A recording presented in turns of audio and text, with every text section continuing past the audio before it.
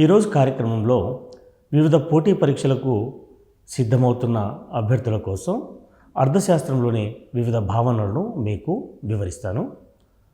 ముందుగా వస్తువులు. మానవుని కోరికలు తీర్చే వస్తువులు మరియు సేవలను అర్థశాస్త్రంలో వస్తు సేవలు అని అంటారు. అయితే స్థూలంగా వస్తువులను కూడా అంటారు. అంటే మనిషి యొక్క కోరికలను తీర్చుకోవాలంటే మనకు వస్తు సేవల అవసరం ఉంటుంది. అంటే మన కోరికలను సంతృప్తి పరచగలిగే శక్తి ఈ వస్తు సేవలకు ఉంటుంది. అందుకే అర్థశాస్త్రంలో వస్తువులకు అత్యంత ప్రాధాన్యత ఉంటుందన్నమాట. అయితే ఈ వస్తువులు రెండు రకాలు. అంటే వీటిని మనం రెండు రకాలుగా విభజించడం జరిగింది. ఒకటి ఉచిత వస్తువులు, వీటినే మనం ఇంగ్లీష్లో ఫ్రీ గూడ్స్ అంటాం. రెండవది ఆర్థిక వస్తువులు, వీటిని మనం ఎకనామిక్ గూడ్స్ అని అంటాం. అంటే వస్తువులను అర్థశాస్త్రంలో వస్తువులను రెండు రకాలుగా విభజింపవచ్చును.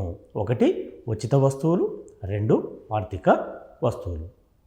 ముందుగా ఉచిత వస్తువుల గురించి మనం చర్చిద్దాం.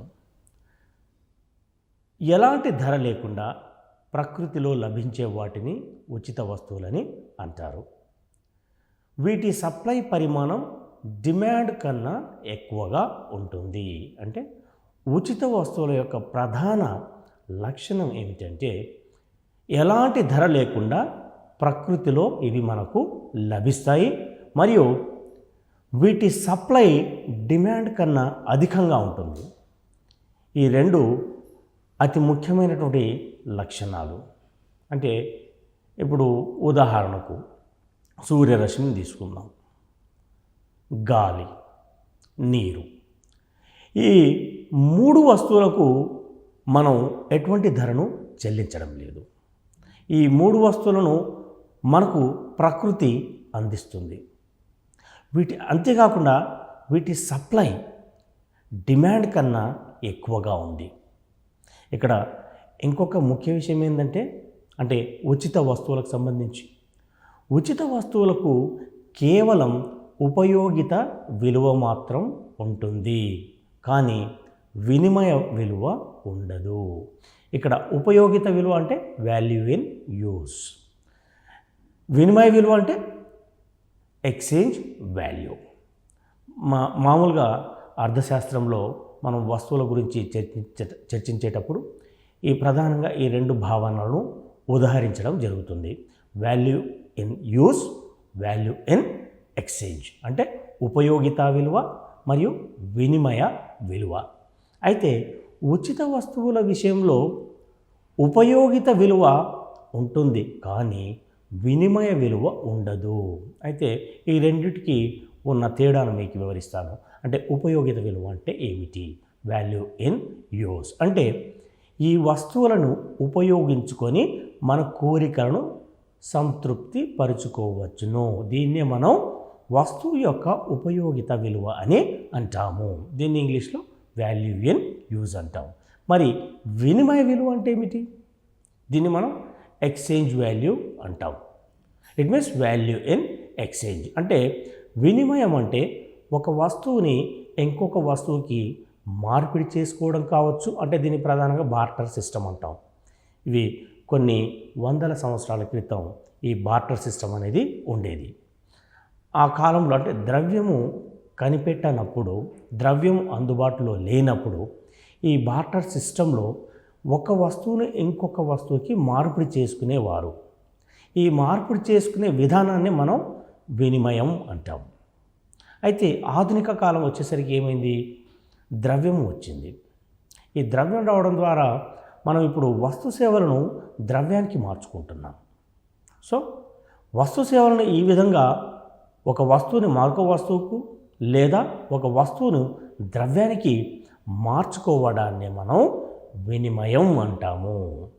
ఇట్టి విలువను వినిమయ విలువ అంటాము. అయితే ఉచిత వస్తువుల విషయంలో ఉచిత వస్తువులన్నిటికీ ఉపయోగిత విలువ ఉంటుంది, యూజ్ వాల్యూ అంటాం. మరి వినియోగ విలువ మాత్రం ఉండదు, ఇది సున్నాగా ఉంటుంది. ఇక రెండవది ఆర్థిక వస్తువులు. ఆర్థిక వస్తువుని మనం ఎకనామిక్ గూడ్స్ అంటాం. మానవ నిర్మితమై ఒక ధర వద్ద లభించే వస్తువులను ఆర్థిక వస్తువులని మనం అంటాం. అంటే ఆర్థిక వస్తువులు అన్నీ మనిషి నిర్మించినవని దీని యొక్క అర్థము. Manufactured by the humans. So ఈ ఆర్థిక వస్తువుల యొక్క అంటే వీటి డిమాండ్ ఎలా ఉంటుందంటే సప్లై కన్నా డిమాండ్ చాలా ఎక్కువగా ఉంటుంది. సప్లై కన్నా డిమాండ్ అనేది చాలా ఎక్కువగా ఉంటుంది. అదే ఉచిత వస్తువుల విషయంలో సప్లై ఎక్కువ ఉంటుంది, డిమాండ్ తక్కువ ఉంటుంది. అందుకే అక్కడ వినిమయ విలువ అనేది ఉండదు, ఎక్స్చేంజ్ వాల్యూ ఉండదు. అది మరి ఆర్థిక వస్తువుల విషయానికి వచ్చేసరికి ఏమవుతుందంటే ఇక్కడ యూజ్ వాల్యూ ఉంటుంది, ఎక్స్చేంజ్ వాల్యూ ఉంటుంది. అంటే రెండు ఉంటాయి. అంటే ఉపయోగిత విలువ మరియు వినిమయ విలువ రెండు ఈ ఆర్థిక వస్తువులకు ఉంటుంది అన్నమాట. మరి వీటి యొక్క డిమాండ్ ఎలా ఉంటుందంటే సప్లై కన్నా డిమాండ్ ఎక్కువగా ఉంటుంది. అంటే ఇది రివర్స్. ఉచిత వస్తువుల విషయంలో సప్లై డిమాండ్ కన్నా ఎక్కువగా ఉంటుంది. ఆర్థిక వస్తువుల విషయంలో సప్లై డిమాండ్ కన్నా తక్కువగా ఉంటుందన్నమాట. ఎందుకంటే ఇవన్నీ మ్యాన్ మేడ్ గూడ్స్. అంటే ప్రధానంగా 4 ఉత్పత్తి కారకాలను ఉపయోగించి ఈ ఆర్థిక వస్తువును మనం తయారు చేయడం జరుగుతుంది. వీటిని మనం వనరులు అంటాం. భూమి, శ్రమ, మూలధనం, వ్యవస్థాపకుడు. అంటే ఈ 4 ఉత్పత్తి కారకాలు ఈ ఆర్థిక వస్తువుల్ని సృష్టిస్తాయన్నమాట. అయితే ఈ ఉత్పత్తి కారకాలు ప్రకృతిలో అరుదుగా లభిస్తాయి. అంటే ఇవి ఎక్కువ సంఖ్యలో ఉండవు, చాలా తక్కువ సంఖ్యలో ఉంటాయి. అందుకే ఈ ఉత్పత్తి కారకాల ద్వారా ఉత్పత్తి చేయబడ్డ ఏ ఆర్థిక వస్తువుకైనా డిమాండ్ ఎక్కువగా ఉంటుంది. సో వస్తువుల అనేసరికి మనం 2 విషయాలు గుర్తుంచుకోవాలి. ఒకటి వస్తువులు 2 రకాలు. ఒకటి ఉచిత వస్తువులు, 2 ఆర్థిక వస్తువులు. ఉచిత వస్తువుల విషయానికి వస్తే వీటికి ఉపయోగిత విలువ ఉంటుంది మరియు వినిమయ విలువ అనేది ఉండదు. ఇక రెండోది ఆర్థిక వస్తువుల విషయానికి వస్తే వీటికి ఉపయోగిత విలువ ఉంటుంది మరియు వినిమయ విలువ కూడా ఉంటుంది. అంటే మార్పిడి విలువ కూడా ఉంటుంది. అంతేకాకుండా ఆర్థిక వస్తువుల యొక్క డిమాండ్ సప్లై కన్నా ఎప్పుడూ ఎక్కువగానే ఉంటుంది. ఇక ఆర్థిక వస్తువులకి ఉదాహరణలు ఇస్తాను. ఇంతకుముందు మనం ఉచిత వస్తువులకు సూర్యరశ్మి అని, గాలి అని, నీరు అని చెప్పడం జరిగింది. అదేవిధంగా ఆర్థిక వస్తువులకు ఉదాహరణలు ఏమిటి? సపోజ్ పెన్, ఒక బుక్ తీసుకుందాం, లేదా ఒక మొబైల్ ఫోన్, ఒక కంప్యూటర్, కెమెరా, ఇవన్నీ ఆర్థిక వస్తువులు. Biscuits, chocolates. అంటే ఈ వస్తువులన్నీ మనం ఉత్పత్తి కారకాలను ఉపయోగించి ఉత్పత్తి చేయడం జరుగుతుంది. ఇక ఈ ఆర్థిక వస్తువుల్లో కొన్ని రకాలు ఉన్నాయి. అవి ఏమిటంటే 3 రకాలు. ఆర్థిక వస్తువును మనం 3 వర్గాలుగా విభజింపవచ్చును. వినియోగ వస్తువులు. ఇప్పుడు మనం వినియోగ వస్తువుల గురించి చర్చిద్దాం. అంతిమ వినియోగం కోసం వ్యక్తులు, కుటుంబాలు ఆర్థిక వస్తువులను వినియోగించడం జరుగుతుంది. అందుకే వీటిని మనం వినియోగ వస్తువులు అని అంటాము. అంటే ఇవి మానవుని కోరికలను ప్రత్యక్షంగా తీరుస్తాయన్నమాట.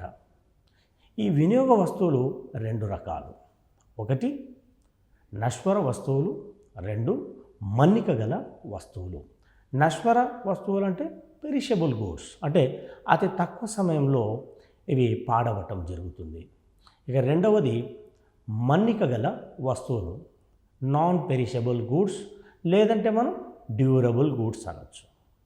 సో ఈ విధంగా వినియోగ వస్తువులు మనం 2 రకాలుగా విభజింపవచ్చును. నశ్వర వస్తువులు, 2 మన్నిక గల వస్తువులు.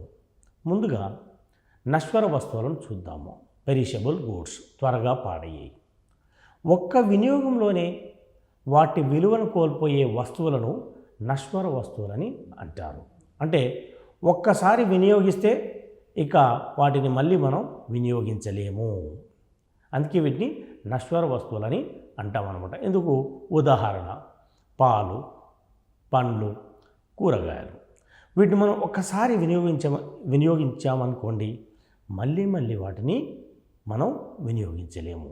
అందుకే వీటిని పెరిషబుల్ గూడ్స్ అని అంటాము. ఇక రెండవది మన్నిక గల వస్తువులు, నాన్ పెరిషబుల్ గూడ్స్. ఒకే వినియోగంతో కాకుండా దీర్ఘకాలం పాటు సేవను లేదా ప్రయోజనాన్ని కలిగించే వస్తువులను మన్నిక గల వస్తువులని అంటారు. వీటిని మనం non perishable goods or durable goods అని కూడా అనవచ్చు. ఉదాహరణకు రెఫ్రిజిరేటర్, కంప్యూటర్, స్కూటర్, ఇటువంటి వాటిని మనం మన్నిక గల వస్తువులకు ఉదాహరణగా తీసుకోవచ్చు. ఇవి మరి వీటిని మన్నిక గల వస్తువులని ఎందుకంటామంటే ఒకే వస్తువును మనం మళ్ళీ మళ్ళీ వినియోగించుకోవచ్చు అన్నమాట. సపోజ్ రెఫ్రిజిరేటర్ ఉంది. రెఫ్రిజిరేటర్ మనం రోజు వాడుకోవచ్చు. దాన్ని ఓపెన్ చేయొచ్చు, క్లోజ్ చేయొచ్చు, వాటిలో పదార్థాలు ఉంచుకోవచ్చు, మళ్ళీ బయటికి తీసుకోవచ్చు, వాడుకోవచ్చు. అలా మనం నెలలు సంవత్సరాల తరబడి ఈ రెఫ్రిజిరేటర్ సేవలను పొందడం జరుగుతుంది. అదేవిధంగా ఒక కంప్యూటర్ ఉంది. ఆ కంప్యూటర్ను కూడా మనం ఎన్ని నెలలు లేదా సంవత్సరాల పాటు మళ్ళీ మళ్ళీ ఉపయోగించవచ్చు. అంటే ఒకే కంప్యూటర్ని మనం మళ్ళీ మళ్ళీ ఉపయోగిస్తాం. అందుకే వీటిని మనం మన్నిక గల వస్తువులని అనడం జరుగుతుంది. ఇక ఆర్థిక వస్తువుల్లో రెండవ రకం మాధ్యమిక వస్తువులు. ఈ మాధ్యమిక వస్తువులు మనం ఇంటర్మీడియరీ గూడ్స్ అని కూడా అంటాం. అంటే ఇంగ్లీష్లో ఇంటర్మీడియరీ గూడ్స్. ఈ మాధ్యమిక వస్తువులు అంతిమ వినియోగ వస్తువులు మరియు ఉత్పాదిక వస్తువుల మధ్య రకానికి చెందినవన్నమాట. ఉత్పత్తి ప్రక్రియలో తోడ్పడుతూ పాక్షిక ఉపయోగం ఉన్న వస్తువులను మాధ్యమిక వస్తువులని అనడం జరుగుతుంది.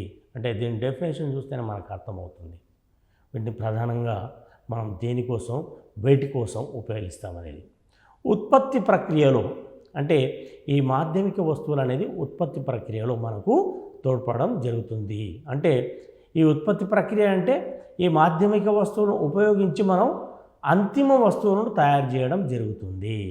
అదేవిధంగా ఈ మాధ్యమిక వస్తువులను ఉపయోగించి మనం ఉత్పాదక వస్తువులను కూడా ఉత్పత్తి చేయవచ్చు. ఇప్పుడు మీకు కొన్ని ఉదాహరణలు ఇస్తాను. అంటే ఈ మాధ్యమిక వస్తువులకి ఇప్పుడు బేకరీ ఉంది. ఇప్పుడు బేకరీలో మనం కేక్స్ తయారు చేయాలనుకుందాం. ఈ బేకరీలో కేక్స్ తయారు చేయాలంటే మనకు ప్రధానంగా కావాల్సిన ముడి సరుకు గోధుమ పిండి లేదా మైదా పిండి అని అనుకుందాం. సో ఈ గోధుమ పిండి అనేది కేక్స్ను తయారు చేసేటప్పుడు మాధ్యమిక వస్తువుగా మారుతుంది. ఇక ఐస్ క్రీమ్. ఇప్పుడు ఐస్ క్రీమ్ తయారు చేయాలంటే మనకు ఎన్నో రకాలైనటువంటి ముడి సరుకులు కావాలి. అందులో ముఖ్యమైనది ఈ మిల్క్ పౌడర్ అంటాం. సో ఈ మిల్క్ పౌడర్ అనేది ఇక్కడ ఒక మాధ్యమిక వస్తువుగా ఉపయోగపడుతుంది. ఇక మూడవది ఉత్పాదక లేదా పెట్టుబడి వస్తువులు.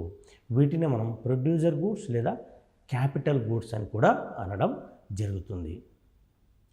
ఇతర వస్తువుల ఉత్పత్తికి ఉపయోగపడే వాటిని ఉత్పాదక లేదా పెట్టుబడి వస్తువులని అనడం జరుగుతుంది.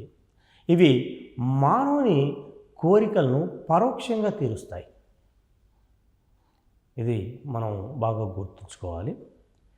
ఇంటర్మీడియరీ గూడ్స్ అంటే మాధ్యమిక వస్తువులు మరియు ఉత్పాదక వస్తువులు. ఈ రెండు మానవుల యొక్క కోరికలను ప్రత్యక్షంగా తీర్చవు. మనం ఇప్పుడు అంతిమ వినియోగ వస్తువులు చూసాం, ఇంతకుముందు పరిశీలించాం. పాలు, పండ్లు, కూరగాయలు, వాటిని మనం ఇమ్మీడియట్గా వాడుకోవచ్చు. వాటి ద్వారా మన కోరికను తీర్చుకోవచ్చు, మన ఆకలి తీర్చుకోవచ్చు. ఇప్పుడు పాలు ఉన్నాయి, పాలు తాగడం వల్ల పిల్లలకు కావచ్చు, వృద్ధులకు కావచ్చు, వాళ్ళ యొక్క ఆకలి తీరుతుంది. అందుకే వాటిని మనం అంతిమ వినియోగ వస్తువు అని అంటాం. మరి మాధ్యమిక ఉత్పాదక వస్తువుల విషయానికి వచ్చినట్లయితే వీటిని మనం ప్రత్యక్షంగా ఉపయోగించలేము. అయితే ఈ రెండు కలిసి మాధ్యమిక వస్తువులు మరియు ఉత్పాదక వస్తువులు కలిసి అంతిమ వినియోగ వస్తువులను తయారు చేయడం జరుగుతుంది. ఇక మనం దీనికి ఉదాహరణ చూసినట్లయితే అంటే ఉత్పాదక వస్తువులకు యంత్రాలు, టూల్స్, భవనాలు, ఇవన్నీ మనం ఉత్పాదక వస్తువులుగా మనం పేర్కొనవచ్చు అన్నమాట. అంటే వీటిని ఉపయోగించి మనం ఇతర వస్తువులను తయారు చేయడం జరుగుతుంది. ఇప్పుడు ఈ ఉత్పాదక వస్తువులకు సంబంధించి ఇక్కడ ఇంకొక విషయం మీకు చెప్తాను. మనం ఈ ఉత్పాదక వస్తువులను ఉపయోగించి అంతిమ వస్తువును తయారు చేయడం జరుగుతుందని చెప్పాము.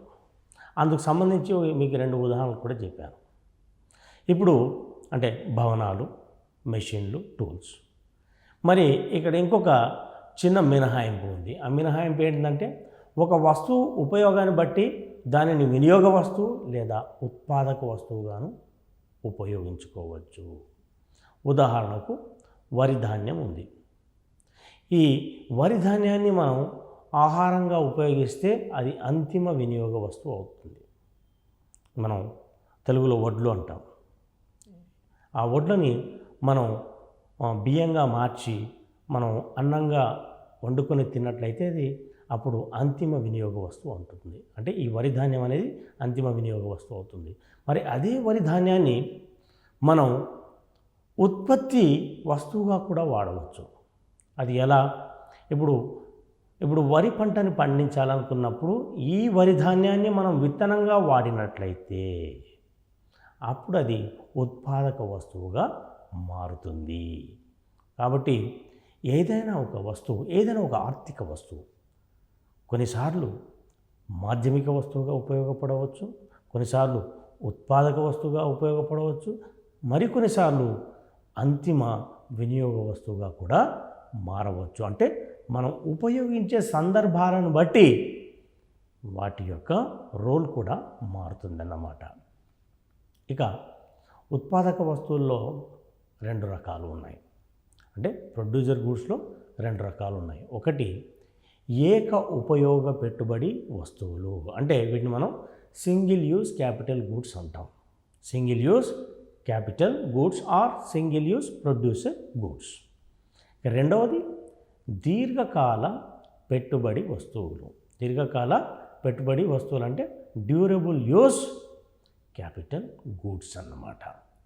సో ముందుగా మనం ఏక ఉపయోగ పెట్టుబడి వస్తువులను చూసినట్లయితే సింగిల్ యూజ్ క్యాపిటల్ గూడ్ ఉత్పత్తి ప్రక్రియలో ఒక్కసారి మాత్రమే ఇవి ఉపయోగపడతాయి. ఉత్పత్తి ప్రక్రియలో ఒక్కసారి మాత్రమే ఇవి ఉపయోగపడతాయి. ఉదాహరణకు విద్యుత్తు, బొగ్గు.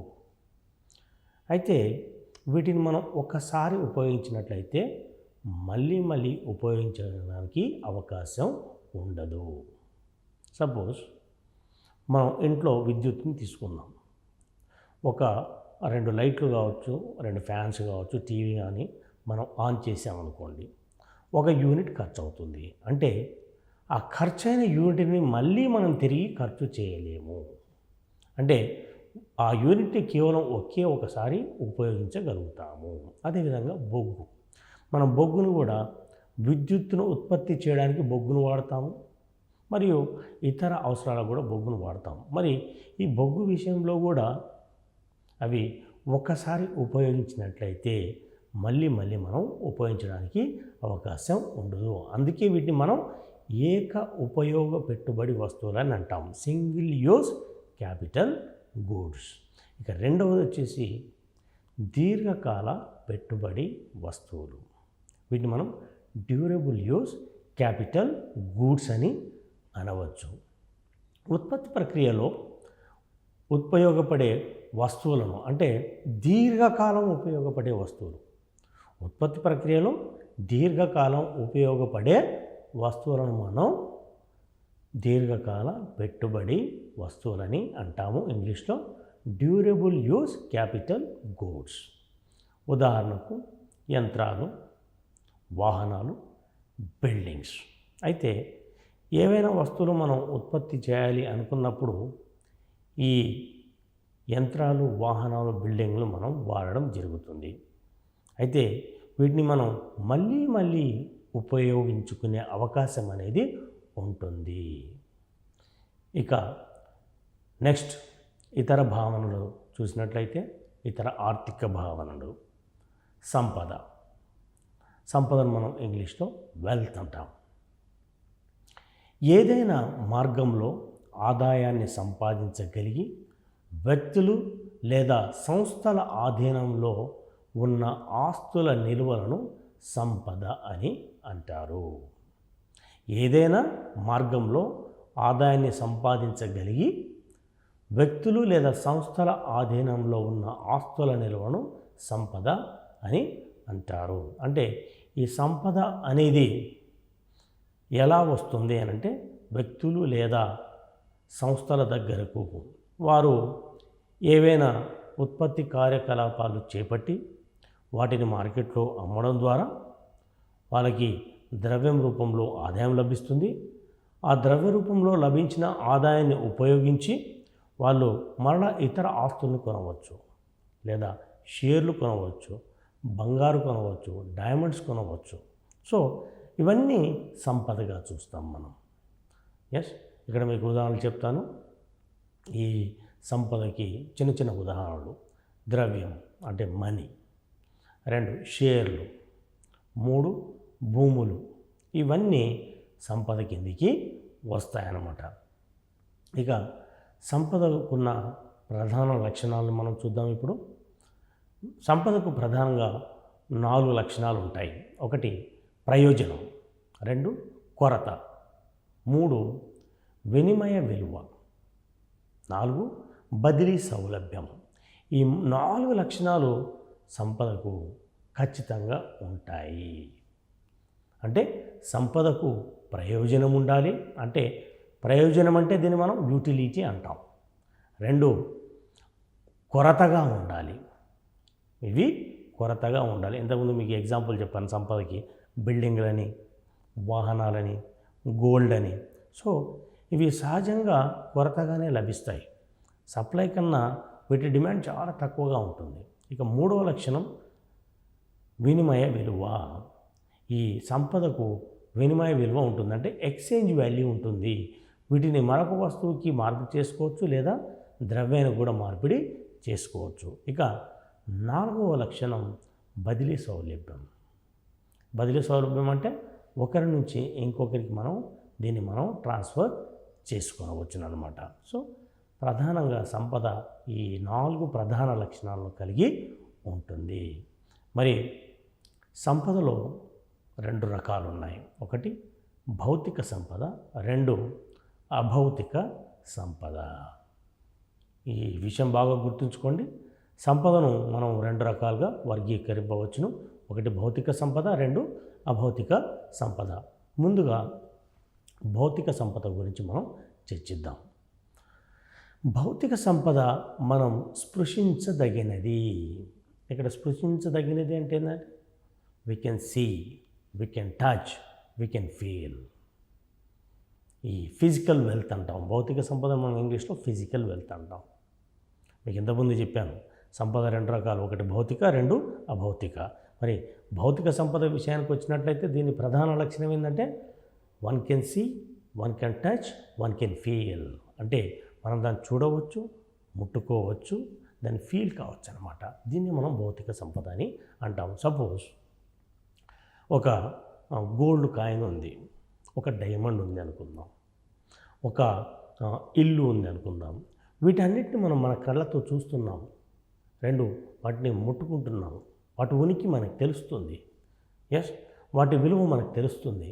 అందుకే వీటిని మనం భౌతిక సంపద అని అంటాము. అంటే మన కంటికి కనిపించేది ఏదైనా భౌతిక సంపద కిందికి వస్తుంది. ఇక వాటికి ఉదాహరణ తీసుకున్నట్లయితే ఇప్పుడు ఫ్యాక్టరీస్ కావచ్చు, ఫ్యాక్టరీ బిల్డింగ్స్ కావచ్చు, డైమండ్స్ కావచ్చు, ఎండ్లు కావచ్చు. ఇవన్నీ గోల్డ్, డైమండ్స్, అదర్ ప్రాపర్టీస్ ఇంకేమైనా కావచ్చు. ఇవన్నీ భౌతిక సంపద కిందికి మనం ఉదాహరణగా తీసుకోవచ్చును. ఇక 2వది అభౌతిక సంపద. ఇది భౌతిక సంపదకు ఆపోజిట్. దీన్ని మనం ఒక చిన్న మాటలో మీకు వివరిస్తాను. అభౌతిక సంపద అంటే ఏమిటి? ఇంగ్లీష్లో మనం దీన్ని ఇంటాంజిబుల్ వెల్త్ అంటాం. భౌతిక సంపదను టాంజిబుల్ వెల్త్ అంటే, అభౌతిక సంపదను మనం ఇంటాంజిబుల్ వెల్త్ అని అంటాము. అయితే ఈ అభౌతిక సంపదకున్న ప్రధాన లక్షణం ఏంటంటే మనం స్పృశించలేము, అంటే దాన్ని మనం చూడలేము, తాకలేము, పర్సనల్గా ఫీల్ కాలేము. అందుకే దీన్ని మనం అభౌతిక సంపద అంటాం. ఉదాహరణకు patent rights and trade marks, good will, ఇవన్నీ అభౌతిక సంపదకి చక్కటి ఉదాహరణలు. సపోజ్ పేటెంట్స్ ఉంది. పేటెంట్ అంటే ఏంది? సపోజ్ నువ్వు ఒక కొత్త ఆవిష్కరణ చేయడం జరిగింది, ఒక కొత్త వస్తువుని సృష్టించడం జరిగింది, ఒక కొత్త వస్తువును తయారు చేయడం జరిగింది, లేదా ఒక కొత్త సేవను రూపొందించడం జరిగింది. అయితే అప్పుడు ఏమవుతుందంటే నువ్వు ఆ తయారు చేసిన ఆవిష్కరణ ఏదైతే ఉంటుందో దాన్ని మార్కెట్లో అమ్మి లాభాలు ఆర్జించాలని అనుకుంటావు. అప్పుడు ఏమవుతుంది, ఒకసారి మార్కెట్లో నువ్వు ఆ వస్తువుని, అంటే నీ ఆవిష్కరణ ద్వారా కనుగొనబడినటువంటి వస్తువుని ఉత్పత్తి చేసి మార్కెట్లో అమ్మినప్పుడు ఏమవుతుంది, ఇమ్మీడియట్గా వాటికి అనుకరణలు అనేటివి బయలుదేరుతాయి. వీటిని మనం డూప్లికేట్స్ అంటాం. మరి ఈ అనుకరణను నివారించాలంటే మనం ఆ వస్తువుకు సంబంధించిన డిజైన్ కావచ్చు, ఇంకేదైనా కావచ్చు, వాటిపైన హక్కులు పొందాలి. ఈ హక్కులు పొందడాన్ని మనం పేటెంట్ అంటాము. వీటిని పేటెంట్ రైట్స్ అంటాం. సో ఇది కూడా మనకు ఒక అభౌతిక సంపదకి ఒక చక్కటి ఉదాహరణ. అయితే ఈ పేటెంట్ రైట్స్ అనేటివి మన కంటికి కనిపించవు. ఈ పేటెంట్ రైట్స్ అనేది మనకు కంటికి కనిపించవు, అది కేవలం ఒక పేపర్లో రాసి మాత్రమే ఉంటుంది. సో ఈ పేటెంట్ రైట్స్ ఎవరు వయలేట్ చేయకుండా అక్కడ మనకు ఒక కాంట్రాక్ట్ ఫామ్ ఇవ్వడం జరుగుతుంది, ఒక రైట్స్ ఫామ్ ఇవ్వడం జరుగుతుంది. అదేవిధంగా గుడ్ విల్ అంటే పీపుల్ ట్రస్ట్ యూ, ప్రజలు నిన్ను నమ్ముతారు, వినియోగదారులు నిన్ను నమ్ముతారు. ఈ నమ్మకం అనేది గుడ్ విల్. మరి ఈ గుడ్ విల్ ఎలా ఉందని ఎవరైనా చూపించగలుగుతామా? మనం చూపించలేము. ఎస్, దీన్ని మనం ఇటువంటి వాటిని మనం స్పృశించలేము, చూపించలేము, తాకలేము. సో వీటిని మనం అభౌతిక సంపద అని అనవచ్చు. ఇక తర్వాత అంశం తీసుకున్నట్లయితే మనం ఆర్థిక భావనలు చర్చిస్తున్నాము. ఆ విషయం బాగా గుర్తుంచుకోండి. ఆర్థిక భావనను చర్చిస్తున్నాము. తర్వాత విషయం వచ్చేసి ప్రయోజనం. దీన్ని మనం ఇంగ్లీష్లో యూటిలిటీ అంటాం. సో ఇంగ్లీష్లో దీని డెఫినేషన్ చూసినట్లయితే చాలా సింపుల్గా ఉంటుంది. The want satisfying capacity of a good or service is called utility. The want satisfying capacity of a good or service is called utility. అంటే ఏదైనా కోరికను సంతృప్తి పరచగలిగే ఒక వస్తువు సామర్థ్యాన్ని ప్రయోజనం అంటారు. ఎస్, కోరికను సంతృప్తి పరచగలిగే ఒక వస్తువు యొక్క సామర్థ్యాన్ని, కెపాసిటీని మనం ప్రయోజనం అని అంటాము. అయితే ఈ ప్రయోజనం అనేది వ్యక్తిగతమైనది. అంతేకాకుండా వినియోగదారుడు మాత్రమే ఒక వస్తువు యొక్క ప్రయోజనాన్ని అంచనా వేయగలడు. అంటే ఒక వస్తువును వాడడం వల్ల ఒక్కొక్కరికి ఒక్కో రకమైన అనుభూతి కలుగుతుంది, ఒక్కో రకమైన సంతృప్తి అనేది కలుగుతుంది. అంటే అది ఒక వ్యక్తి నుండి ఇంకొక వ్యక్తికి వచ్చేసరికి మారుతుంది. ఎస్, అంతే కదా. ఇప్పుడు సపోజ్ ఒక ఎగ్జాంపుల్ చెప్తాను. ఈ ప్రయోజనాన్ని మనం ఎలా కొలవచ్చు. సపోజ్ ఇద్దరు చిన్నపిల్లలు ఉన్నారు. ఇద్దరికి ఒక్కొక్క లడ్డు ఇచ్చామనుకుందాం. బాగా ఆకలిగా ఉన్న పిల్లవాడు ఆ లడ్డును త్వరగా తినేస్తాడు. అంతగా ఆకలి లేని పిల్లవాడు, వాను కూడా ఆ స్వీట్ అన్నప్పటికీ ఇష్టం ఉన్నప్పటికీ వాడు కొద్దిగా లేట్గా తినడం జరుగుతుంది. అప్పుడు మనం ఆ ఇద్దరు పిల్లల్లో ఏ, బి అనుకుందాం. ఏ అంటే బాగా ఆకలిగా ఉన్న కుర్రవాడు, బి అనేది కొంచెం ఓ మాదిరిగా ఆకలిగా ఉన్న కుర్రవాడు. మనిషికి ఒక లడ్డు ఇచ్చి తినమని చెప్పాం. తర్వాత మనం వాళ్ళని అడిగినట్లయితే అంటే ప్రయోజనం అంటే వాళ్ళకి ఎంత సాటిస్ఫాక్షన్ వచ్చింది దానివల్ల. అప్పుడు ఏ అనే పిల్లవాడు చెప్పొచ్చు ఐఎమ్ వెరీ హ్యాపీ అనవచ్చు. అంటే వాని మాటల్లో దాని అర్థం ఏంటంటే ఆ లడ్డు వల్ల చాలా ఎక్కువ ప్రయోజనం పొందానని అర్థము. అదే బి అనే పిల్లవాడిని మనం చూసినట్లయితే అతను ఏమని చెప్పాడు, మనకు బాగుంది అనవచ్చు, గుడ్ అనవచ్చు. అంటే ఈ ప్రయోజనపరంగా చూస్తే అతనికి అంతగా ఆకలి లేదు కాబట్టి ఆ లడ్డు తినడం వలన అతను పూర్తి ప్రయోజనాన్ని పొందకపోవచ్చును, ఏదో కొంత ప్రయోజనాన్ని పొందవచ్చును. అంటే ఇక్కడ చూడండి, ఒకే వస్తువుని ఇద్దరు పిల్లలకి ఇవ్వడం జరిగింది. ఆ పిల్లల యొక్క ఈ సాటిస్ఫాక్షన్ మనం అడిగినప్పుడు అందులో ఒకరు ఎక్కువ సాటిస్ఫాక్షన్ అని చెప్పారు, ఇంకొకరు ఓ మాదిరైనటువంటి సాటిస్ఫాక్షన్ వివరించడం జరిగింది. అంటే ఈ ప్రయోజనం అనే భావన, అంటే ఒక వస్తువును వినియోగించడం ద్వారా కలిగే ఈ సంతృప్తి ఏదైతే ఉంటుందో ఆ భావన మనిషి నుండి మనిషికి మారుతుంది. ఇక ప్రయోజనం యొక్క రకాలను చూసినట్లయితే అందులో ప్రధానంగా 4 రకాలు ఉన్నాయి. ఒకటి స్వరూప ఆకారం, దీన్ని మనం ఇంగ్లీష్లో ఫార్మ్ యూటిలిటీ అంటాం. 2 స్థాన ప్రయోజనం, ప్లేస్ యూటిలిటీ. 3 కాల ప్రయోజనం, కాల ప్రయోజనం అంటే టైం యూటిలిటీ. 4 సేవా ప్రయోజనం.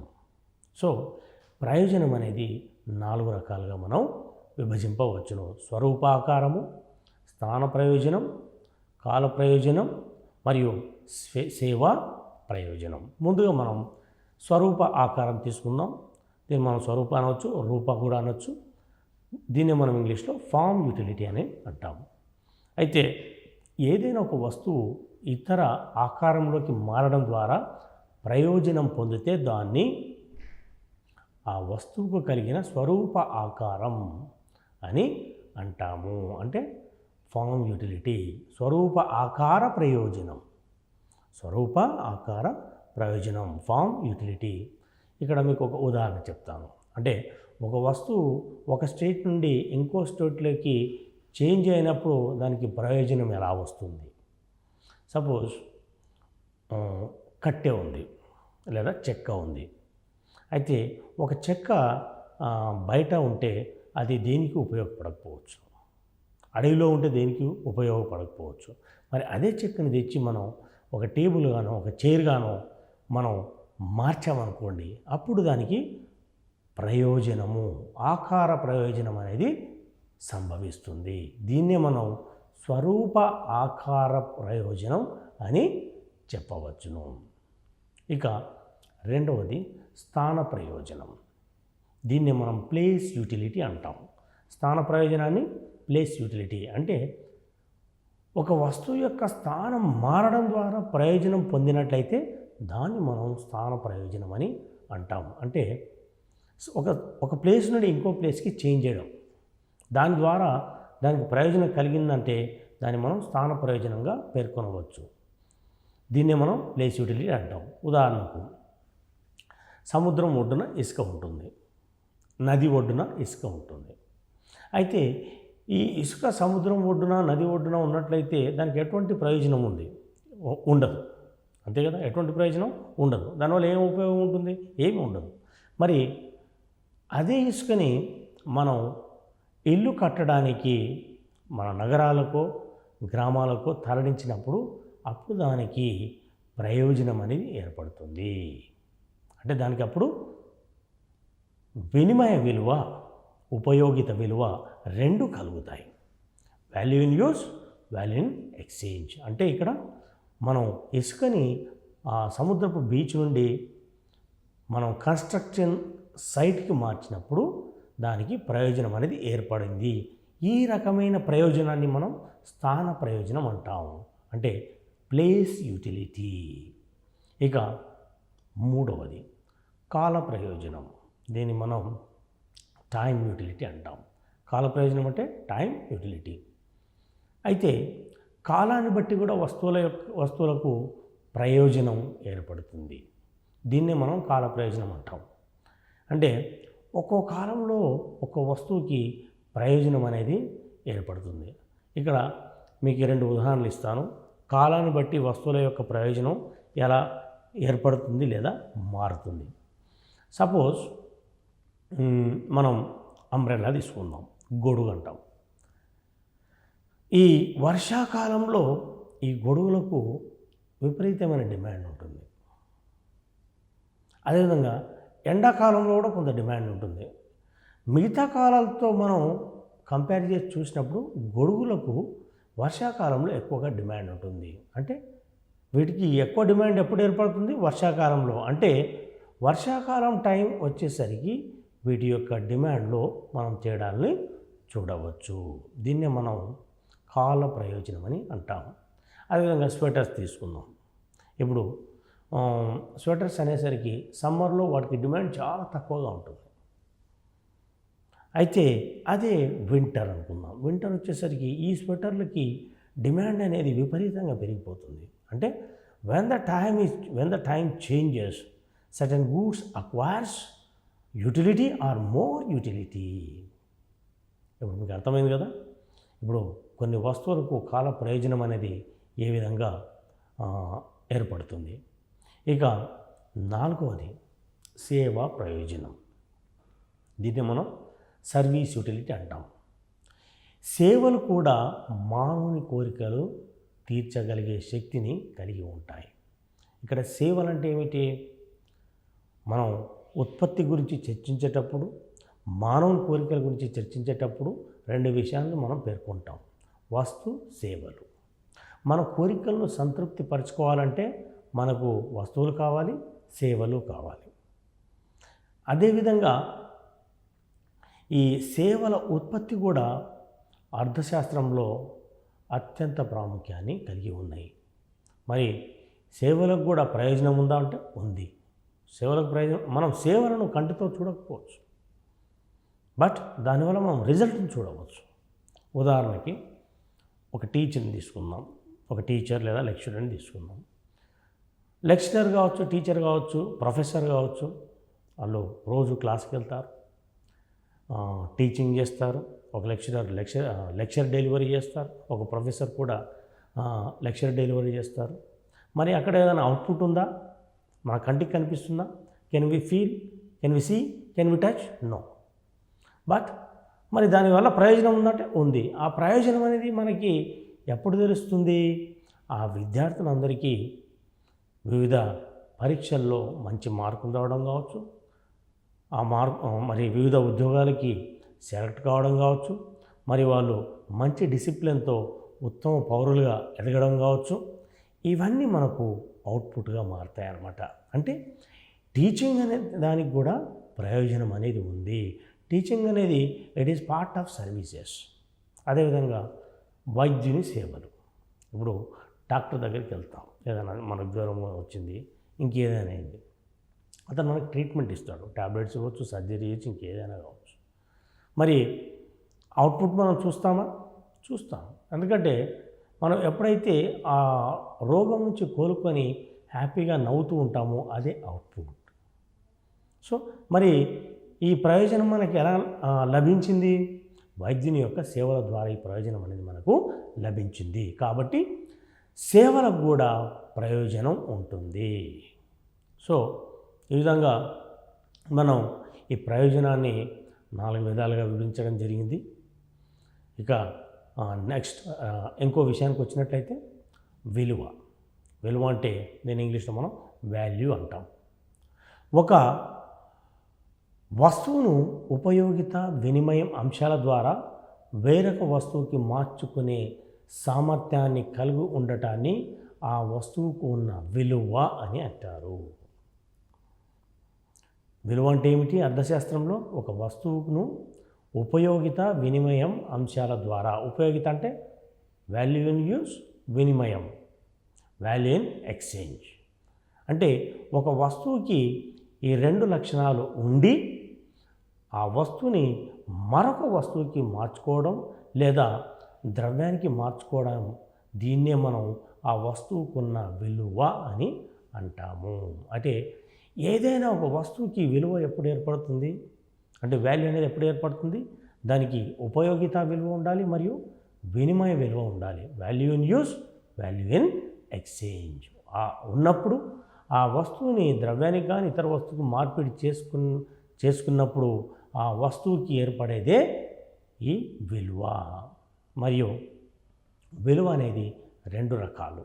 ఒకటి ఉపయోగిత విలువ, 2 వినిమయ విలువ. మనం ఉపయోగిత విలువని ఇంతకుముందే వివరించడం జరిగింది. వాల్యూ ఇన్ యూస్, వినిమయ విలువ, వాల్యూ ఇన్ ఎక్స్చేంజ్. మరొకసారి మీకు బ్రీఫ్గా ఎక్స్ప్లెయిన్ చేస్తాను. వాల్యూ ఇన్ యూజ్ అంటే ఏమిటి? మానవుడి కోరికలు తీర్చగలిగే శక్తిని ఉపయోగిత విలువని అంటారు. అయితే ఇక్కడ ఏదైనా ఒక వస్తువును ఉపయోగించి దాని ద్వారా మనం ప్రయోజనం పొందినట్లయితే దాన్ని మనం ఆ వస్తువుకున్న ఉపయోగిత విలువ అని చెప్పవచ్చు. మరి ఉచిత వస్తువులు ఉన్నాయి. ఉచిత వస్తువులకి ఉపయోగిత విలువ ఉంటుందా? Yes, definitely. ఉచిత వస్తువులకు ఉపయోగిత విలువ అనేది ఖచ్చితంగా ఉంటుంది, కానీ వినిమయ విలువ ఉండదు. అంటే ఎక్స్చేంజ్ వాల్యూ అనేది ఉండదు. ఫర్ ఎగ్జాంపుల్, ఎయిర్ ఉంది. మనందరికీ ఈ ఎయిర్, గాలి అనేది ప్రకృతిలో అపారంగా లభిస్తుంది. మనం ఒక ప్రాంతం నుంచి ఇంకో ప్రాంతానికి వెళ్ళినా, ఒక దేశం నుంచి ఇంకో దేశానికి వెళ్ళినా ఈ గాలి అనేది అపరిమితంగా ఉంటుంది. దీని సప్లై డిమాండ్ కన్నా అత్యధికంగా ఉంటుంది. అంటే దీనికి యూజ్ వాల్యూ ఉంది. అంటే ఈ గాలి పీల్చుకోకపోతే మనం అంతా బ్రతకలేము. We will die in few seconds. But మరి దీని మెయిన్ డ్రాబ్యాక్ ఏంది? గాలికి సంబంధించి ఇది ఉచిత వస్తువు, దీనికి యూజ్ వాల్యూ ఉంది. ఎస్, మరి దీనికి లేనిది ఏమిటి? వినిమయ విలువ. అంటే ఎక్స్చేంజ్ వాల్యూ లేదు. సపోజ్ నేను నా దగ్గర ఒక టన్ను గాలి ఉంది, నీకు ఇస్తాను అంటే ఎవరైనా మనకి ఇంకో వస్తువు ఇస్తారా? ఇవ్వరు. అదేవిధంగా నువ్వు నాకు ద్రవ్యం ఏమంటే ఇస్తారా? ఇవ్వరు. మరి ఇక్కడ దీన్ని బట్టి ఒక విషయం మనం అర్థం చేసుకోవాలి. ఉచిత వస్తువు ఏదైనప్పటికీ, అది సూర్యరశ్మి కావచ్చు, గాలి కావచ్చు, వాటికి ఉపయోగిత విలువ ఉంటుంది, కానీ వినిమయ విలువ మాత్రం ఉండదు. ఇక రెండవది వినిమయ విలువ, వాల్యూ ఇన్ ఎక్స్చేంజ్. ఒక వస్తువు వేరొక వస్తువుని ఎంత పరిమాణంలో పొందగలుగుతుందో దాన్ని వినిమయ విలువ అని అంటారు. Yes, this is value in exchange. ఒక వస్తువును వేరొక వస్తువుకి ఎంత పరిమాణంలో పొందగలుగుతుందో దాన్ని ఆ వస్తువు యొక్క వినిమయ విలువ అని అంటారు. ఉదాహరణకి పుస్తకాన్ని పెన్నుకి మార్పిడి చేసుకోవడం. ఎస్, ఇప్పుడు ఇద్దరు విద్యార్థులు ఉన్నారు. ఒకరికి పుస్తకం అవసరం, మరొకరికి పెన్ అవసరం. సో అప్పుడు ఏమవుతుంది? They exchange pen for book or book for pen. అయితే ఒక విద్యార్థి, ఇద్దరిలో ఒక విద్యార్థి అందుకు సిద్ధంగా లేకపోయినట్లయితే అప్పుడు ఆ మార్పిడి అనేది జరగదు. అంటే ఆ వస్తువుకి వినిమయ విలువ అనేది ఉండదు. సో ఈ వినిమయ విలువ అంటే ఏమిటంటే ఒక వస్తువు వేరొక వస్తువును ఎంత పరిమాణంలో పొందగలుగుతుందో దాన్నే ఆ వస్తువుకున్న వినిమయ విలువ అని అంటారన్నమాట. ఇక ఇంకో భావన చూద్దాం. అర్థశాస్త్ర భావనల్లో మరొక ప్రధానమైన భావన ధర. దీన్ని మనం ఇంగ్లీష్లో ప్రైస్ అంటాం. ద్రవ్య రూపంలో వ్యక్తపరచబడిన విలువను ధర అంటారు. ద్రవ్య రూపంలో వ్యక్తపరచబడిన విలువను ధర అని అంటారు. ఒక వస్తువు ఏ రేటులో మార్పిడి చేయబడుతుందో ధర తెలియజేస్తుంది. సో మనం ద్రవ్యము అనే భావన ఎప్పుడైతే సమాజంలో ప్రవేశించిందో అప్పటి నుంచి మనం వస్తు సేవలన్నింటినీ ద్రవ్యానికి మార్పిడి చేసుకోవడం జరుగుతుంది. ఇది దాదాపు బ్రిటిష్ వారు అంతకుముందు కూడా మన దేశవ్యాప్తంగా ఆయా రాజ్యాలలో రాజులు పరిపాలిస్తున్న ప్రాంతాల్లో ఈ ద్రవ్యం అనేది అమలులోకి వచ్చింది. అవి బంగారు నాణ్యాలు కావచ్చు, వెండి నాణ్యాలు కావచ్చు. సో ప్రజలు తమ వస్తు సేవలను ఆ నాణ్యాలకు మార్పిడి చేసుకునేవారన్నమాట. సో ధర అనేది ఈ విధంగా ఏర్పడింది. అయితే ఈ బార్టర్ సిస్టంలో ఈ ధర అనే కాన్సెప్ట్ లేదు. అంటే ద్రవ్యం ఎప్పుడైతే లేదో అప్పట్లో బార్టర్ సిస్టమ్ ఉండేది. ఒక వస్తువుని ఇంకో వస్తువుకి మార్పిడి చేసుకునేవాళ్ళు. అప్పుడు ఈ ధర అనే ప్రసక్తి వచ్చేది కాదు. దేని ధర ఎంతో ఎవరికీ తెలియదు. సో ఈ మార్పిడిలో ఇటువంటి ఇబ్బందులు ఏర్పడడం వల్ల సపోజ్ బార్టర్ సిస్టంలో ఈ మార్పిడి ఎలా ఉంటుంది? వినిమయ విలువ. ఒక వ్యక్తికి 1 లీటర్ పాలు కావాలి అనుకుందాం బార్టర్ సిస్టంలో. సో అతను లీటర్ పాలు ఒక ఆపోజిట్ అంటే బీతో తీసుకోవాలని అనుకుంటాడు. మరి బీ పాలు ఫ్రీగా ఇవ్వడు కదా ఈ వ్యక్తికి. ఇతను ఏం చేస్తాడు? ఇతని దగ్గర వేరే వస్తువులు ఏమున్నాయి? వ్యవసాయ ఉత్పత్తులు ఉన్నాయి. అప్పుడు ఏమంటాడు ఆయన, నేను ఒక 5 కేజీలు ధాన్యం నీకు ఇస్తాను, నాకు 1 లీటర్ పాలు ఇవ్వని అంటాడు. సో అప్పుడు ఏమవుతుంది, అక్కడ పాల విలువ ఎక్కువ ఉండొచ్చు, లేదా ఇక్కడ ధాన్యం విలువ ఎక్కువ ఉండొచ్చు. బట్ అక్కడ ఇద్దరికీ చాయిస్ లేదు.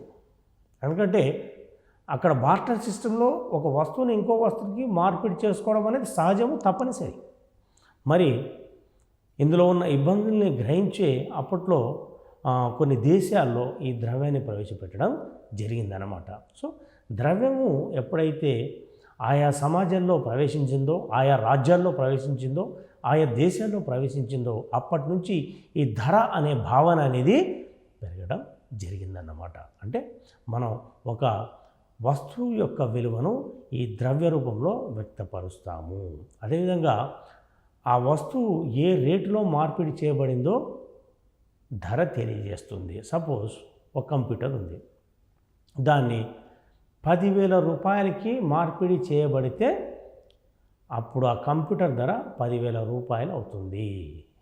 అంటే ఒక కంప్యూటర్ని 10,000 రూపాయలకు కొన్నట్లయితే అప్పుడు ఆ 10,000 అనేది ఆ కంప్యూటర్ యొక్క ధర అవుతుంది.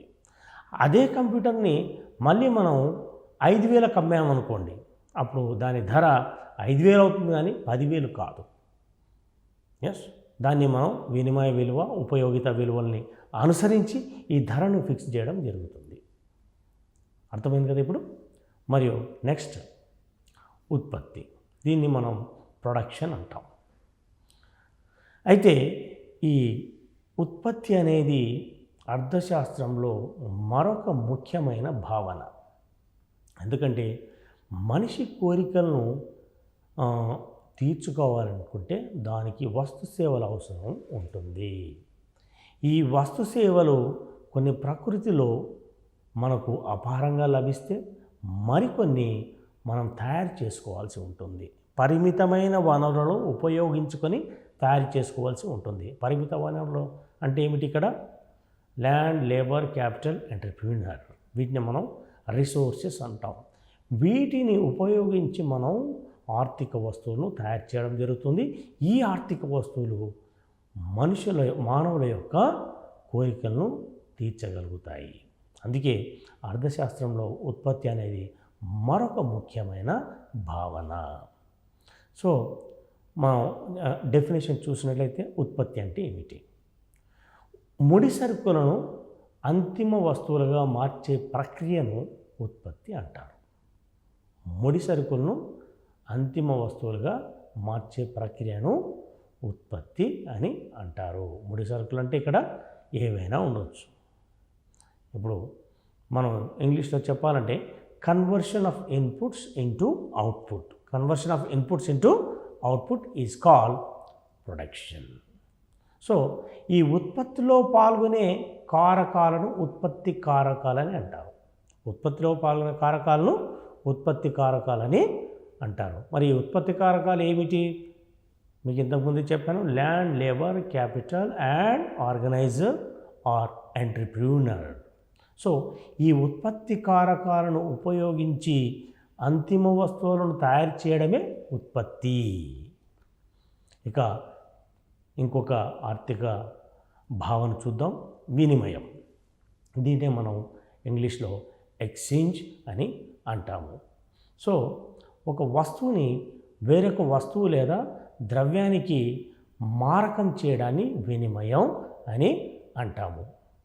సో ఉదాహరణకి బార్టర్ సిస్టమ్ ఆఫ్ ఎక్స్చేంజ్, వస్తువులను ద్రవ్యానికి మార్చుకోవడం, వస్తు సేవలను ద్రవ్యానికి మార్చుకోవడం. సో దీన్నే మనం ఎక్స్చేంజ్ అనడం. వినిమయం అంటే ఏమిటి, వాల్యూ అంటే ఏమిటి, తదితర విషయాలు మనం చర్చించాము. అయితే వివిధ పోటీ పరీక్షల్లో ఈ ఆర్థిక శాస్త్ర భావనలపై ఎటువంటి ప్రశ్నలు అడుగుతారు, దానికి సంబంధించి కొన్ని మోడల్ క్వశ్చన్స్ మీకు ఎక్స్ప్లెయిన్ చేస్తాను. మనం ఈ క్వశ్చన్స్కు ఆన్సర్స్ని ఎలా సెలెక్ట్ చేసుకోవాలి మనం ఇప్పుడు చూద్దాం. ముందుగా ఒక ప్రశ్న ఇస్తాను. మినరల్ వాటర్, ఇక్కడ చూడండి మీరు, మినరల్ వాటర్ కింది వాటిలో ఏ రకానికి చెందినది? ఇది ప్రశ్న. ప్రశ్నను ముందుగా బాగా చదవడం మీరు అలవాటు చేసుకోవాలి. మనం చాలాసార్లు ఏం చేస్తామంటే ఒక చిన్న పదాన్ని చూసి తెలుసు అని చెప్పేసి ఆప్షన్స్కి వెళ్ళిపోయి ఏదో ఒక ఆన్సర్ పెట్టేస్తాం. అలా కాకుండా మనం పదాన్ని చూడొద్దు, ఎప్పుడు ఆ వాక్యాన్ని మొత్తాన్ని చదివి ఆ వాక్యాన్ని పూర్తిగా అర్థం చేసుకోవాలి. తర్వాత అక్కడ కింద మనకి ఏం ఆప్షన్స్ ఇచ్చాడనేది చూడాలి. ఎందుకంటే మల్టిపుల్ చాయిస్ క్వశ్చన్స్లో కరెక్ట్ ఆన్సర్ని సెలెక్ట్ చేయడానికి మనకు ఎన్నో మెథడ్స్ ఉంటాయి, టెక్నిక్స్ అంటాం వాటిని. అది ఎలిమినేషన్ మెథడ్, ఇటువంటివి ఎన్నో ఉంటాయి, రైట్. ఇప్పుడు కింద చూడండి, మనకు 4 ఆప్షన్స్ ఉన్నాయి. మినరల్ వాటర్ కింది వాటిలో ఏ రకానికి చెందినది? ఆప్షన్ ఏ ఉచిత వస్తువు, ఆప్షన్ బి ఆర్థిక వస్తువు, ఆప్షన్ సి అభౌతిక వస్తువు, ఆప్షన్ డి ఏది కాదు. ఇక్కడ మీరు మొదట చూడండి, ఉచిత వస్తువు. ఉచిత వస్తువులు అంటే ఏమిటి? మనం ఇంతకు చర్చించాం, గాలి, నీరు, సూర్యరశ్మి. మరి ఇక్కడ పర్టికులర్గా వాటర్ అనలేదు, మినరల్ వాటర్ అన్నాడు. మినరల్ వాటర్ అనేది మనం ఒక ధర ఇచ్చి కొనుక్కోవడం జరుగుతుంది, అంటే ద్రవ్యాన్ని ఇచ్చి కొనుక్కోవడం జరుగుతుంది. మరి కరెక్ట్ ఆన్సరా? రాంగ్. 2 ఆర్థిక వస్తువు. మరి మినరల్ వాటర్ ఆర్థిక వస్తువు అవుతుందా? ఎందుకంటే ఏ వస్తువు కానీ సేవకు కానీ మనం ద్రవ్యాన్ని ఇచ్చి కొనుగోలు చేసామంటే అది ఆర్థిక వస్తువు కింద పరిగణింపబడుతుంది. ఇక 3వది అభౌతిక వస్తువు. అభౌతిక వస్తువు అంటే ఏమిటి?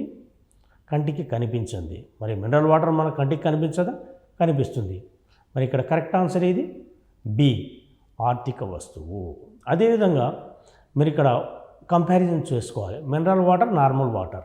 నార్మల్ వాటర్ అంటే ఏమిటి? ఇక్కడ సముద్రాల్లో దొరికే వాటర్, నదుల్లో దొరికే వాటర్, వర్షం ద్వారా లభించే వాటర్. ఇవి మనకు ఉచితంగా లభించే నీరు. ఇది బాగా గుర్తుంచుకోవాలి. మనమైతే ఎప్పుడైతే ఉచిత వస్తువుల గురించి చర్చించేటప్పుడు టక్కున నీరుని బెస్ట్ ఎగ్జాంపుల్లో చెప్తాం. మరి ఏ నీరు? ఇప్పుడు నేను చెప్పిన నీరు, సముద్రాల్లో నీరు, నదుల్లోనివి, మరి వర్షం ద్వారా లభించే ఈ నీరు మాత్రం ఉచిత నీరు. అదే మినరల్ వాటర్ లాంటివి మాత్రం ఉచిత నీరు మాత్రం కాదు.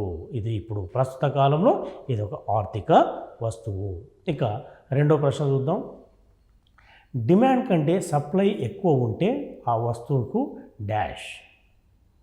డిమాండ్ కంటే సప్లై ఎక్కువ ఉంటే ఆ వస్తువుకి డాష్. ఉపయోగిత విలువ ఉండదు, బి వినిమయ విలువ ఉండదు, సి ఉపయోగిత విలువ ఉంటుంది, డి వినిమయ విలువ ఉంటుంది. అంటే ఇక్కడ మీరు క్వశ్చన్ బాగా అర్థం చేసుకోవాలి. డిమాండ్ కంటే సప్లై ఎక్కువ ఉండడం. డిమాండ్ కంటే సప్లై వేటికి ఎక్కువ, ఏ వస్తువులకు ఉంటుంది? ఇంతకుముందు మనం చర్చించుకున్నాం. డిమాండ్ కంటే సప్లై ఎక్కువ ఉంటే వాటిని మనం ఉచిత వస్తువులు అంటాము. మరి ఉచిత వస్తువులకి ఎటువంటి విలువ ఉంటుంది? ఉపయోగిత విలువ అనేది ఉంటుంది, కానీ వినిమయ విలువ ఉండదు. కాబట్టి ఇక్కడ కరెక్ట్ ఆన్సర్ ఏది? సి ఉపయోగిత విలువ ఉంటుంది. ఇక ఇంకొక ప్రశ్న, ఉత్పత్తి వ్యయం డాష్కు ఉంటుంది. ఉత్పత్తి వ్యయం డాష్కు ఉంటుంది. ఏ ఉచిత వస్తువు, బి ఆర్థిక వస్తువు, సి ఉచిత మరియు ఆర్థిక. మామూలుగా ఉత్పత్తి అనే ప్రశ్న మనకు వచ్చినప్పుడు సహజంగా ఇది ఆర్థిక వస్తువులకు చెందుతుంది. ఇక్కడ మనకి ఇచ్చిన ఆప్షన్స్లు ఏమున్నాయి? ఏ ఉచిత వస్తువు, బి ఆర్థిక వస్తువు, 3 ఉచిత మరియు ఆర్థిక. సో ఉత్పత్తి వ్యయం అనేది ఎప్పుడైనా అది ఆర్థిక వస్తువులకు మాత్రమే సంబంధించినది. అంటే ఇక్కడ ఆన్సర్ వచ్చేసి బి. అంటే మనం ఎప్పుడు డైరెక్ట్గా ఆన్సర్ పెట్టకుండా మనకిచ్చిన ఆప్షన్స్ని క్లియర్గా చదువుకోవాలి. ఎందుకంటే ఇక్కడ సి చూడండి, ఒక చిన్న కన్ఫ్యూజన్, ఉచిత మరియు ఆర్థిక అన్నాడు. కొందరు కన్ఫ్యూజ్ అయ్యి 2 ఉండొచ్చేమో అనుకోవచ్చు. అలా కాకుండా మనం ఆ డెఫినేషన్ చూడాలి, అది చూసి మనం గుర్తు చేసుకోవాలి.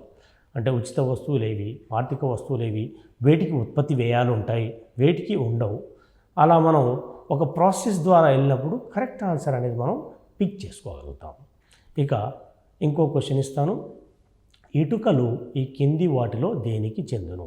ఇటుకలు అంటే బ్రిక్స్. ఏ అంతిమ వినియోగ వస్తువు, బి పెట్టుబడి వస్తువు, సి మాధ్యమిక వస్తువు, డి ఏది కాదు. సో ఇటుకలు మనం ఇళ్ళ నిర్మాణంలో వాడడం జరుగుతుంది. సో ఇది అంతిమ వినియోగ వస్తువు ఎట్టి పరిస్థితుల్లో కాదు. అంతిమ వినియోగ వస్తువు అంటే ఏంది? మనం ఇమ్మీడియట్గా ఉపయోగించుకునేది అంతిమ వినియోగ వస్తువు. పెట్టుబడి వస్తువు అంటే ఏమిటి? ఈ పెట్టుబడి వస్తువు ఇతర వస్తువును తయారు చేస్తుంది. సో ఇది కూడా రాంగ్ ఆన్సర్. సి, మాధ్యమిక వస్తువు. ఇది కరెక్ట్. అంటే ఇటుకలు, సిమెంటు, వాటరు ఇటువంటి మాధ్యమిక వస్తువులను ఉపయోగించి మనం ఒక భవనాన్ని నిర్మించడం జరుగుతుంది. ఇక్కడ భవనం అనేది అంతిమ వినియోగ వస్తువు. సో ప్రశ్నలు మనకు ఈ విధంగా కొన్నిసార్లు ఒక విధమైన కన్ఫ్యూజన్ ఉంటుంది, సిమిలర్ ఆన్సర్ ఉంటాయి, నియర్ ఆన్సర్స్ ఉంటాయి, అవుట్రైట్ ఆన్సర్స్ ఉంటాయి. కాబట్టి ప్రశ్నను ముందు జాగ్రత్తగా చదివి అర్థం చేసుకొని ఆప్షన్స్ని మనం వాటిని కూడా చదివి అందులో రాంగ్ ఆన్సర్ని ఎలిమినేట్ చేసుకొని కరెక్ట్ ఆన్సర్ని మనం చూస్ చేసుకోవాలి.